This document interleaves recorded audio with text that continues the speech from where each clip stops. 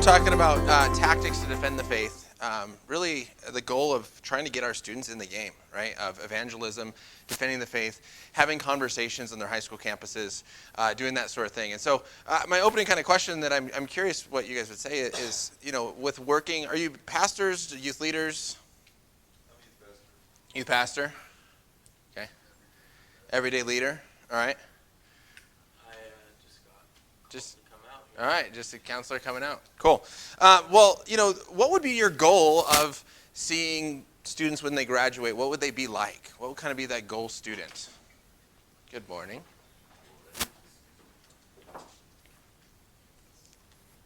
We answered? Yeah. That's a big question. I feel like there's a lot of stuff I'd like students to have. I want them to be a little bit, at least a little bit, Bible literate. Bible literate. The Bible is about beginning to end. Yeah. And they could defend their faith with like basic questions. I'm thinking bare minimum. Yeah. And that their relationship with God is personal and real and ongoing. Yeah, absolutely. That's good. Anybody else want to jump in? It's kind of the same thing as he said. Because I remember going to camp as a kid and Morning. you go to camp and you love God and you're so excited, and then you leave camp and 1 week later, what happens? The fire kind of almost dies a little bit. So if they could just get such a big fire here, it just excites me to tell everybody about it for the rest of their life. Yeah. Not just 1 week out. Yeah, absolutely. Yeah, awesome. Well, I've been working with high school students and junior high students for about 8 years as a high school teacher. I teach Christian doctrine and apologetics. I teach comparative religions and worldviews, and I teach a philosophy of ethics class. And so really trying to understand, what is it that I want high school students to look like in my classes, what are they going to graduate like, and then as well as the students that I work in youth ministries. And I think one helpful illustration with this is the worldview triangle. Right? And oftentimes at the top of the triangle, what's at the top, and oftentimes what is focused on is behavior, right? Parents maybe want you to fix the behavior of the kids, make sure my kid is not doing these things, make sure they're not getting in trouble. And it's a lot of kind of behavior modification if we get them to look like this, and that's important, right? We want them to be successful adults. We want them to grow up and understand the important things in life. But what we recognize is that ideas have consequences, right? The ideas our students have, they have consequences. And what you believe about the world is going to shape how you live in that world, right? What you believe about the world is going to shape how you live in the world. And so what is actually informing our behaviors are our values, right? If a student values video games over reading scripture, they're going to play more video games than reading scripture. Right? And just by saying, well, stop doing this, you need to change, well, we often need to reshape what they think is valuable. And that is where worldviews come in, and why they're so important is that your worldview determines what you think is valuable. It's your worldview that's shaping how you see the world, and then what is valuable, and then what is valuable is going to shape your behaviors. Right? So if you think about, I'm a high school teacher, and you think about a student who their view of the world is education is not important. They're not going to value education. And then they're not going to do their homework, right? And I just keep hounding them, come on, you need to do your homework, And it's like, look, I just don't see it as that important. And no matter how much I try to push them to do their homework, it's just not going to do it. Because they don't see it as something valuable, because their view of the world is education is not as important as sports or something of that sort. Right? So this really helps us, I think, understanding that not only the importance of worldviews, good morning, but also how I think our goal should be in reaching students and shaping the student behavior that we do. And ultimately, all of this is done in the context of relationships. Right? I can create videos and I can create things, but students aren't going to listen to me as much as within their parents, their friends that they're around, and the pastors they spend their time with. And so it's in the context of relationships that we need to be modeling and shaping the worldview of our students, that shows them what is valuable, and therefore that should change their behavior. Now, I got this idea from Sean McDowell and J. Warner Wallace's new book, So the Next Generation Will Know. And here's a quote from their book, and it says, if we don't consciously equip young Christians with a biblical worldview, they will unconsciously absorb the ideas of today's culture. I mean, just think about this, and this morning I'm going to be talking to the students about truth. This idea of are all religions true? How do we understand the truth of Christianity? And the point is simple. If a student thinks that all religions are going to lead to heaven, if that's their worldview, then how boldly are they going to live out as evangelists and as ambassadors of Jesus Christ and going and sharing the good news of Christianity with people? right? That's going to take away from their boldness as a follower of Jesus and go, well, everyone just isn't going to go to heaven. Right? If their worldview is that the ultimate goal in life is to be happy, then they're going to value the things that make them happy, and then by asking them to do something that doesn't create happiness in them, like work or chores or serving, they're going to go, oh, what's the point? I don't get it. This doesn't make me happy. Right? We have to reshape their worldview in order to help them understand the things that are valuable. Right? So if we understand this, right, a Christian worldview, and this is what I try to shape in all of my talks that I do, a Christian worldview ultimately comes down to, one thing is that God created us in his image. So what does that mean for human beings? That we are valuable. Now how should that then shape our behavior? We should love our neighbors. Right? And so when we're talking about why does God allow evil this morning and how God has created us, and we need to care for those that are in pain and suffering. When we talk about the arguments for the existence of God, it's not just proving that God exists, but it's showing that God is the creator, the moral lawgiver of the universe, and this then shapes how we understand ourselves as being designed and created by God and living out his law, and this is going to shape our behaviors. Right? So hopefully this is the context in which we're doing everything. And at Stand to Reason, I'm here speaking with Stand to Reason, and they have what is called the ambassador model. And I think this is a very practical application of that worldview triangle of what we want our students to look like. And the ambassador model comes from 2 Corinthians 5:20, where Paul writes, therefore, we are ambassadors for Christ, God making his appeal through us. And often when I ask students this question, I say, look, this says we are ambassadors. If you call yourself a follower of Jesus, you're an ambassador. The question is, are you a good one? Right? We are ambassadors. Are we good ones? God is making his appeal through us. Now, if you think about an American ambassador to, let's say, South Africa, there are three things that an ambassador needs. The first one is knowledge, right? They need an informed mind. They have to know things about the American government, and they need to know things about the South African government or whatever culture they're going into. Right? Can you imagine an American ambassador showing up in South Africa and they go, tell us about your country? Well, has 50 states. I live in California. Trump is the president. No, but how are laws passed?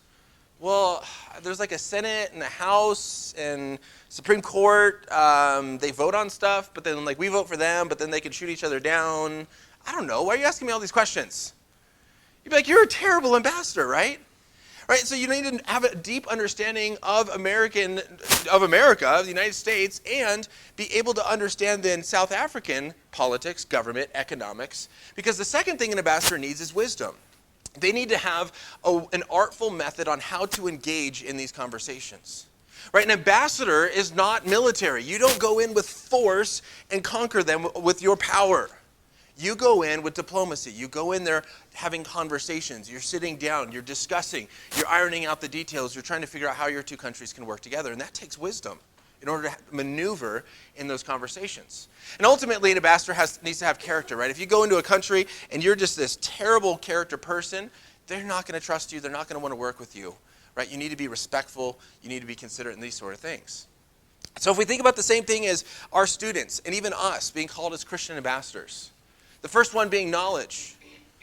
How knowledgeable are we and how are our students when it comes to the Christian faith? When you ask them, who is Jesus? Can they give us much more than, well, Jesus is the Son of God, and he died for our sins?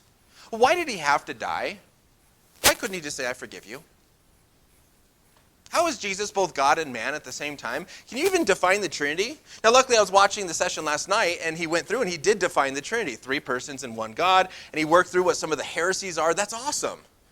But when you ask our students, can you understand what is justification? When does that take place? What is sanctification? Can you tell, just sometimes these more basic Christian doctrines, how much do they actually know about that? And then, how much do they know about the culture they're going into? How much do they know if their friends are Mormons? How much do they know about Mormonism? Or if their friends are atheists, how much do they know about atheism? And the secular culture in which they're engaging in. Or what we'll see this morning in our talk on what is truth with students, my talk is, what about the postmodern culture? This idea that there is no truth. Truth is whatever you make it, however you want to identify. How do our students engage that? Do they know enough about it to engage it? And then do they have that wisdom to sit down and have deep conversations on these issues, showing why Christianity actually makes sense? And then ultimately, are they doing it with character? Are they doing it in a respectful way rather than fighting? People often think of apologetics as just winning an argument. That's not true. There's a person that is presenting an argument. And you're making an argument. You're giving reasons for believing in Jesus, but ultimately it's for the purpose of that person coming to know him, not just to win an argument. We focus a lot on character, I think, and sometimes knowledge. Wisdom is not as big of a topic in youth ministry, is how to have those wise conversations. And so that's what we're going to focus on in our next 35 minutes here this morning. So a couple Bible verses that I think do support this idea that we need to be ready for this. And obviously the big apologetics one is 1 Peter 3:15. It says, "But in your hearts honor Christ as Lord.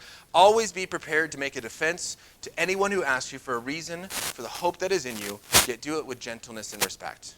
So again, asking, how many of our students are prepared to make a defense and give a reason for the hope that's in us? Or do they shy away and back away because they don't know what to say? And are we doing it with gentleness and respect, or are we just trying to win arguments? We also see in 2 Corinthians, good morning, 2 Corinthians 10, 4-5, "The weapons of our warfare are not of flesh and blood, or not of the flesh, but have divine power to destroy strongholds. We destroy arguments and every lofty opinion raised against the knowledge of God, and we take every thought captive to obey Christ." Right? Are we actually going out into our culture saying, look, that's not a good idea. Here's why. Here's how to think about this more critically. Or again, are our students kind of shying away? Jude 3. Chapter 1, only one chapter, verse 3. "Beloved, although I was very eager to write you about our common salvation, I found it necessary to write appealing to you to contend for the faith that was once for all delivered to the saints." In this context is actually speaking against false teachers. Right? If someone comes in speaking false things, are we falling captive to that, or are we contending and standing for the true gospel presented in Scripture? Again, a big one is Mormonism. Using all the same terms, teaching something very similar, but meaning something very different. It's a different gospel that is persuading some people. And ultimately, we know this one. Matthew 22, 36-37. "Teacher, which is the greatest commandment of the law? And he said to them, you shall love the Lord your God with all your heart, with all your soul, and with all your mind." Right, again, I think what our students often don't recognize is that when we love God with our minds, that's an act of worship. Right? When you study theology, when you study apologetics, when you study Christian doctrine and these things, that is an act of love to God. Because again, if you are married or dating, or you just know anyone who's married or dating, when you actually get to know your spouse, your partner, whatever, that's an act of loving them. I want to get to know you. I want to spend time asking questions about you. What makes you tick? What makes you function? What are your dreams and your desires? That is an act of love. And so hopefully that is what we want our students to see, is it's not just singing worship songs or reading your Bible, which are wonderful, but there is more to loving God, and that is loving him with our mind, of studying Christian things in the culture that we live in. Now, one helpful tactic when it comes to getting in the game is this idea that you don't even have to get on base to be participating in the game. Now, I played college baseball. I went to Vanguard University, did my undergraduate in theology there, and then I got my master's in apologetics from Biola Talbot School of Theology. But I played baseball in college at Vanguard. And there's a thing about baseball. And imagine, if you were playing baseball and if you had to hit a home run, you have to hit a home run. How many people are willing to step up to home knowing that that's going to happen? No, right? People are going to sit on the bench and go, no, I can't do that. No way I hit a home run. I'm out. They're not even going to participate. But when it comes to baseball, we recognize this idea that you don't have to hit a home run, and you don't even have to get on base. Sometimes just putting a bunt down and advancing your run over is actually the best thing that you could possibly do. Now, obviously, if you hit a home run, that's amazing, right? Awesome, we got a run. Sweet. But you don't have to. Just get a base hit. Just move the runner over. Just do something to advance the team a little bit closer to the goal of scoring the run and you winning the game. And so I think that when we think about it in this way, when it comes to evangelism, Greg Koukl from Stand to Reason has this common saying of his goal in conversations is just to put a stone in someone's shoe. Obviously, the ultimate goal is that we share the gospel and that they come to a knowledge of who Jesus is. But if you feel like you have to get to the gospel and you have to get that salvation, that act of repentance and that conversion every single time, man, we're going to fail most of the time. But if I focus on conversations of simply just putting a stone in someone's shoe, you know what happens when you get a stone in your shoe? It just bothers you and bothers you and bothers you until you can get it out.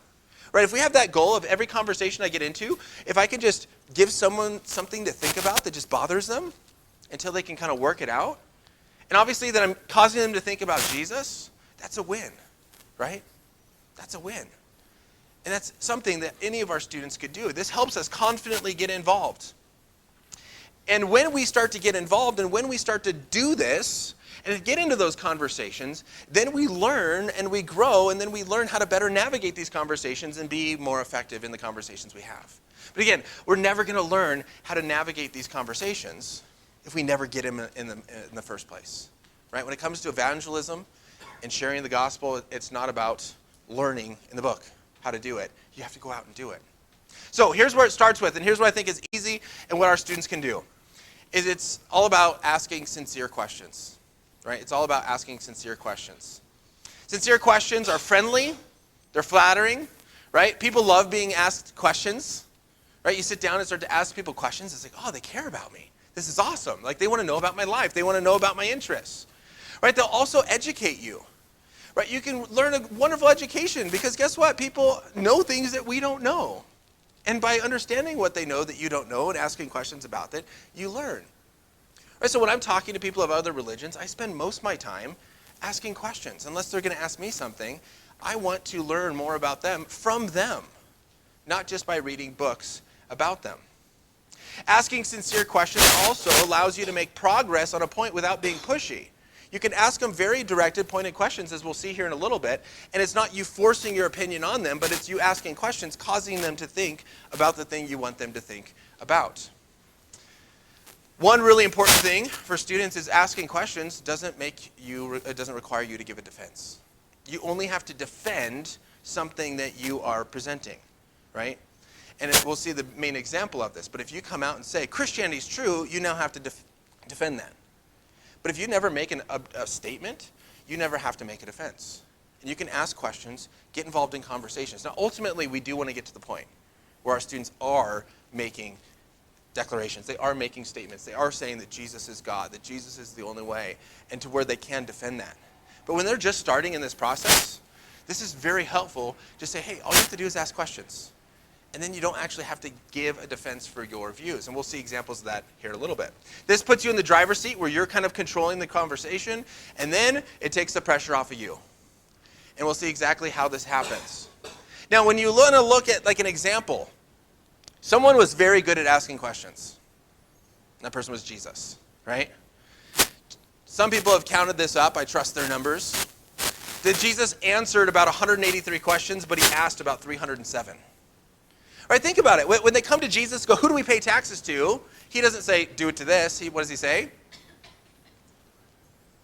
Yeah, what's on the coin? Right? You figure this out. You know what's going on.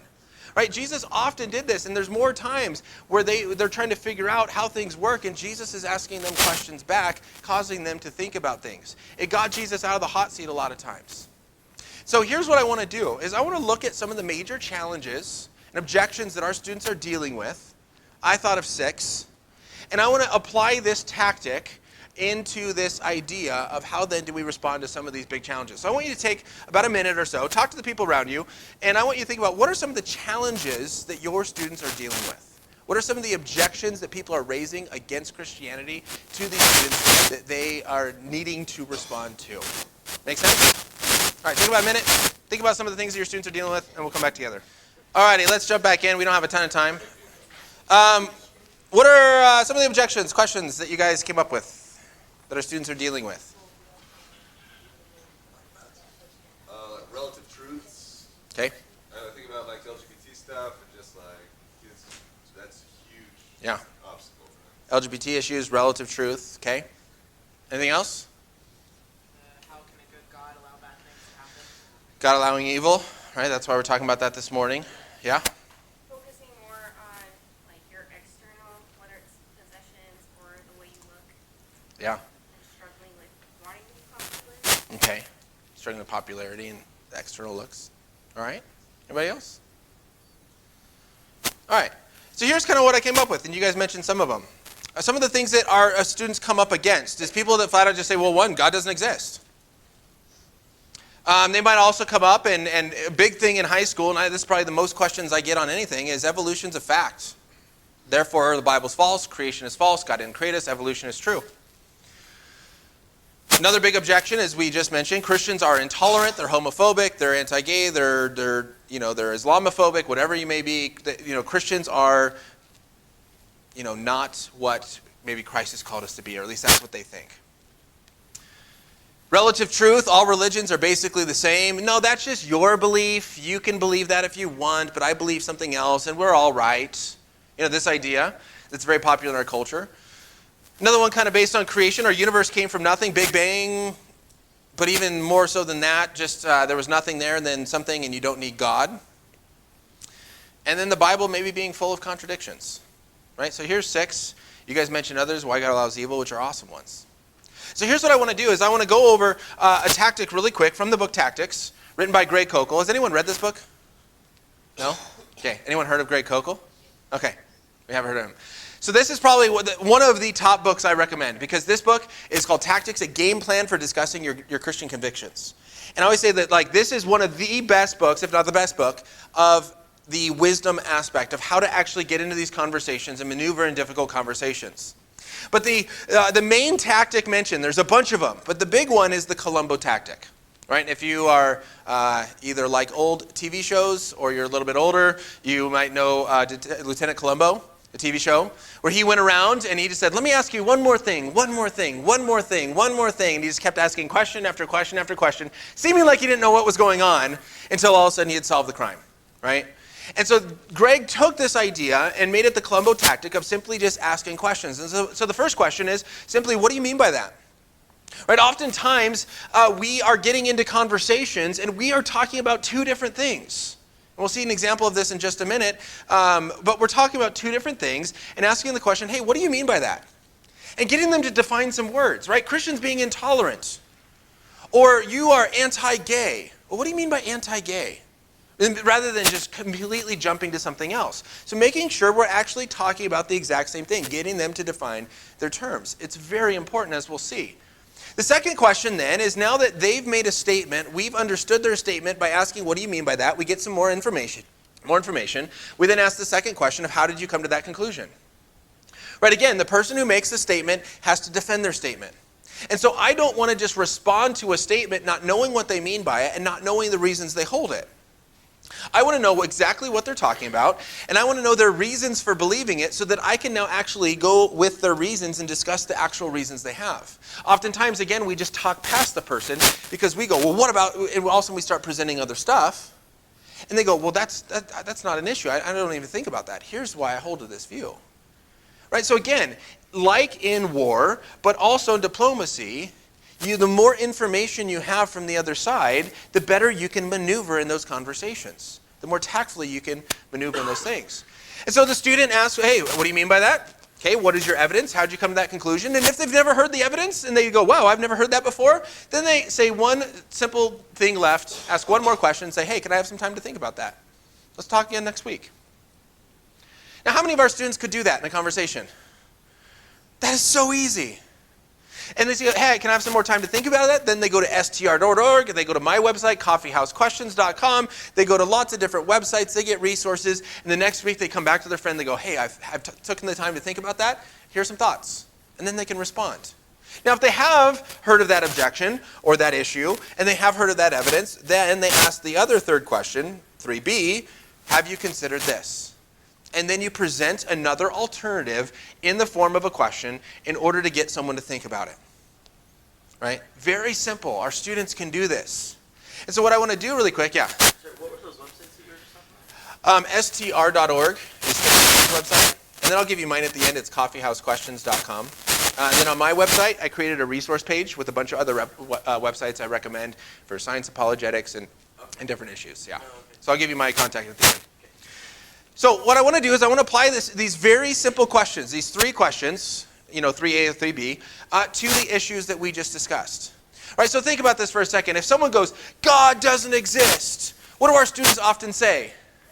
Yes, he does. And then they go, prove it. Or no, he doesn't. Yes, he does. Prove it to me. Now our students are left trying to prove the existence of God, and everything that they're going to say, what is the other person, what might they say? No, I don't believe it, right? They just start rejecting every reason that our student gives. They get frustrated, they get upset, they're angry, and they go, I don't know what to say. Fine, I just believe, right? The conversation doesn't end well. Now, what if instead someone goes, God doesn't even exist, and they go, Interesting. What do you mean by God? Well, I'm talking about, the big mean guy up in the sky with a big long white beard, just a bully that's just judging us all the time. Then they go, oh yeah, I don't believe in that God either. Right? Oftentimes the God someone doesn't believe in is a false view of God that doesn't match the Christian view of God. And then you go, oh yeah, I don't believe in that God either. And they go, really? Well, who's the God that you believe in? That would be a good scenario, right? If that's the way that they respond. And then you actually present a biblical view of who God is. Now what if they go, well, I'm talking about the Christian God. I'm talking about Yahweh. I don't believe that he exists. Okay, well, how'd you come to the conclusion that he doesn't exist? What are your reasons? Is it because of the problem of evil, which is a big one? Is it because somehow science has disproven God? Like, what are the reasons that you have for why you think God doesn't exist? Because he hasn't spoken to you, he hasn't opened up the heavens and done something incredible, you haven't seen miracles. And then when you learn their reasons, you can start to address those. But then you can ask the have you considered questions, right? So I've kind of taken the three main arguments for God's existence and put them into have you considered questions. So the first one is, well, have you considered the beginning of the universe? This is the cosmological argument. How do you explain the beginning of the universe if there is no God? What caused the Big Bang? This is a very good question. Or maybe the fine-tuning argument, have you considered the fine-tuning? Have you considered the design in the human cell and DNA? Or have you considered the fine-tuning of our universe and how it is fine-tuned for life? How do you explain design without a designer? Like, how do you explain a painting without a painter? If we see this beautifully created thing, they wouldn't like the term created, but the creation that we live in, how do you explain that without a creator? Or the moral argument for God's existence. What's your explanation for objective morality? We'll talk about this in the sessions this morning, in the session on truth, about objective truth. That objective morality is only possible in a theistic worldview in which there's an authority above government. But if you don't believe in God, how do you understand things that are actually right and wrong? Again, this puts you in the driver's seat where you are in control of these conversations, helping someone think more deeply. And oftentimes you say, have you considered this? And they go, no, I haven't. I've never heard that before. Right? Rather than saying, yes, God exists, and then now all of a sudden you're trying to prove God's existence. You're simply asking questions. You don't have to defend anything. If they bring up evidence you don't know what to respond to, then you go, I don't know about that. I've never heard that before. Can I take some time and think about that? Let's meet again next week. Right? How many of our students could do this? All of them, right? This gets them in the game. This starts to get them into that practice of sharing the gospel, of talking about who Jesus is, of responding to the cultural objections, so they start to learn, and then they get more skillful at maneuvering in these conversations, what we want them to be able to do. What about, really quickly, a second one? Evolution is a fact. Most students go, no, it's not. I believe in creation. All right, prove God created everything. Well, the Bible says so. I don't believe in the Bible. Well, now they're kind of stuck. Rather than asking, okay, first, what do you mean by evolution? Well, there's three common definitions of evolution. One is just simply change over time. I evolved. I went from looking like a baby to an adult. Right? If that's what you mean by evolution, I agree. I'm an evolutionist. Right? Another definition of evolution is small genetic changes within a kind. Right? Where you breed one kind of dog with another kind of dog, you get a new kind of dog. If that's what you mean by evolution, call me an evolutionist. The third definition is what they normally are going to be talking about is Darwinian evolution, macroevolution, common ancestry. This is small genetic changes that add up over time to go from one kind to another kind, one species to another. And so if this is what you mean, okay, I disagree with that. If they go, no, I'm talking about Darwinian evolution, it's a fact. Then my next question, well then, how did you come to that conclusion? What evidence do you have for evolution? Now I've studied this topic a lot. And here's what I have found. And if there's something else out there that I'm not aware of, okay, but here's what I have found in all of my studies on this topic. All evidence for evolution, either one, if they're going to say, well, Darwin's finches, right? There's a common evidence. Well, Darwin's finches show what? Gradual changes. It started as a finch and it ended up as a finch. What definition of evolution is that? That's micro. And so I would respond with a question. I say, well, isn't that microevolution instead of macro? I agree with micro. Darwin's finches don't create a problem for me. Yes, we can adapt and have small genetic changes over time. But you defined at the beginning that you're defending macroevolution. What's your evidence for macroevolution? Well, mutating bacteria. They can build up an antibiotic bacterial resistance.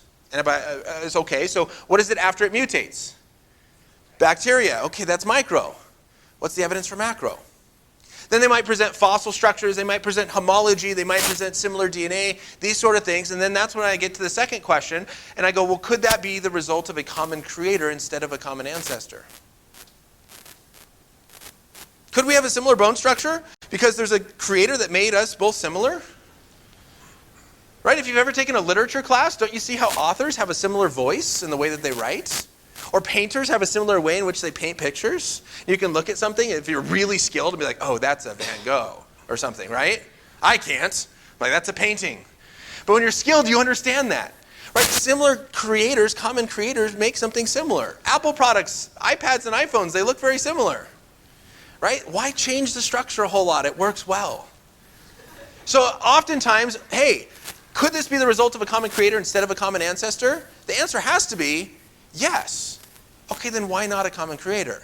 Now it's maybe because their worldview has excluded a common creator. God doesn't exist. They're now, how do we explain this? Has to be common ancestor. Right? Their worldview has taken an option off the table. But by asking questions, we can get to the bottom of this. Again, something very simple, when you start to learn some of the evidence that we can do, rather than having to prove creation, we can ask very good questions that causes someone to think about their view on why they think evolution, Darwinian evolution, is a fact. All right, so we're not going to have time to go through all of these. Is there another one that you would like to jump to? Next one, Christians are intolerant? All right. So you've learned the tactics. Someone goes, you Christian, you are intolerant. What do we ask? Yeah, what do you mean by intolerant? Now, what would someone say? How would someone answer that question? You discriminate against gays. You discriminate against gay people. You think gay people are wrong. Okay? Now, I don't know if you necessarily have to ask how you come to that conclusion, because I think, you don't have to ask all these questions, right? You kind of know why they think that. But now, what is the true definition of intolerance or tolerance? When you are intolerant, what does that mean? What does tolerance mean? You don't put up with something, right?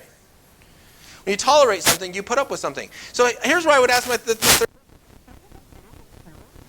third for people whom you disagree with. If you agree with them, you don't tolerate them, you just agree. You have to be putting up with something to tolerate. So often they want to say, because you disagree, you're intolerant. No. Intolerant is how I treat you in that disagreement. Right? Can I still treat you with love and respect and dignity as a human being created in the image of God and still think that what you believe is wrong, that our beliefs are different? Right? That's tolerance. Our culture has changed that definition of tolerance. Let's say you hate gay people. How did you come to that conclusion that I hate gay people? Or why do you think Christians hate gay people? If it's because, the church has not done a good job with this, I might say, yeah, you're right. The church hasn't responded well to this. That sometimes shocks people, and Christians can admit where they've gone wrong. Yeah, the church hasn't done great. But look, I don't hate gay people. The church doesn't hate gay people. We have a biblical view of sexuality. If you want to explain that, here's why. Right? And you can explain the biblical view of sin. You can explain the biblical view of how we're broken, that we all have desires and attractions that we shouldn't act on. Right? And that we don't look at someone or look down upon them simply because of some decisions that they make. I think that's a huge thing, is simply asking, well, what do you mean by intolerant? Right? You Christians are judgmental. Well, what do you mean by judgmental? You're judging people.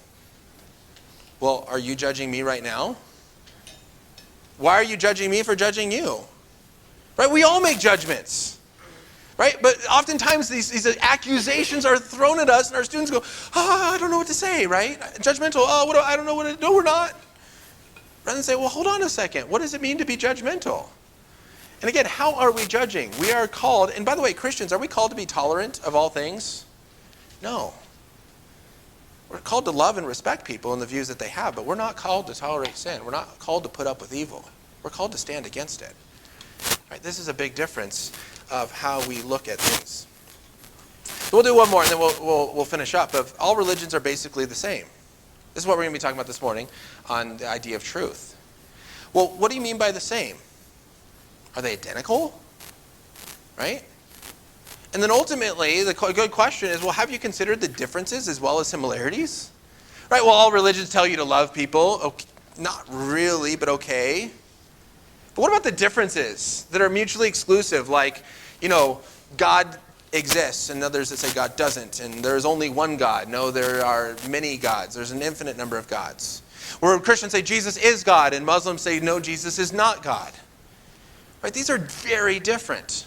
These are mutually exclusive. They don't fit together. So oftentimes we look at the similarities, but we often don't think about the differences. Right? This changes a lot.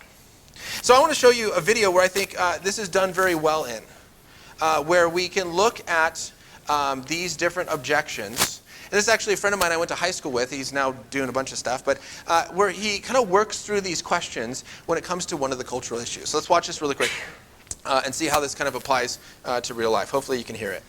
Do you think they left with something to think about? Right, a stone in their shoe. Right, notice how simple that is, simply asking questions of, okay, do you agree with discrimination? They all say, no. You define it. Discriminating simply means the difference between two things. Oh, that happens every day. Right, and I often say that with students. Like, when I go to a movie theater, do I get a student discount? No, why not? I'm not a student. Is that discriminating against me? Yes. Do we have a problem with that? No. I don't get a senior citizen coffee at McDonald's. That's discrimination because I'm not a senior citizen, right? We have reasons, objective reasons of how we discriminate. So you define it, they go, well, that's not discrimination. That just happens all the time.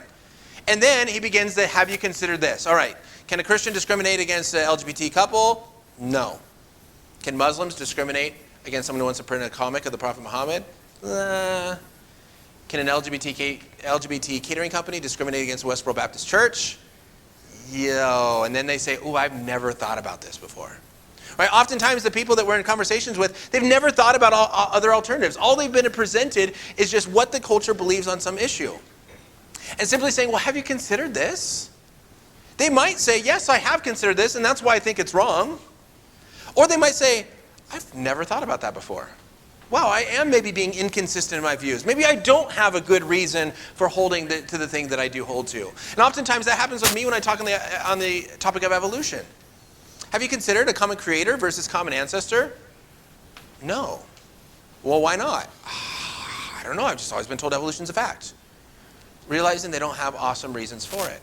And so hopefully this has been kind of applying it in a practical way, this tactic from the book Tactics of simply asking good questions. I think if we teach this to students, if we implement this gets them in the game.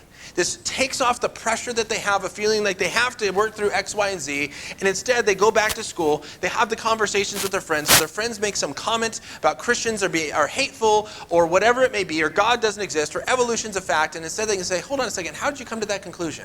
Right, even in their biology classes, they don't have to challenge their teacher, you're wrong, but asking, hey teacher, how do we know that evolution's a fact?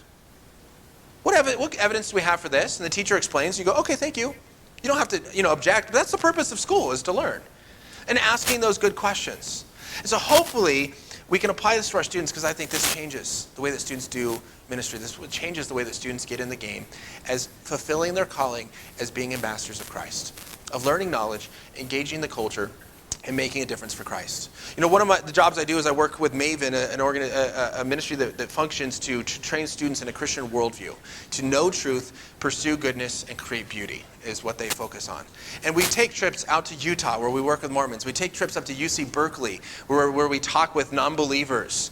And we get them in the game. We get them doing this. And it's amazing to see how their confidence grows as they transform in practicing what they do.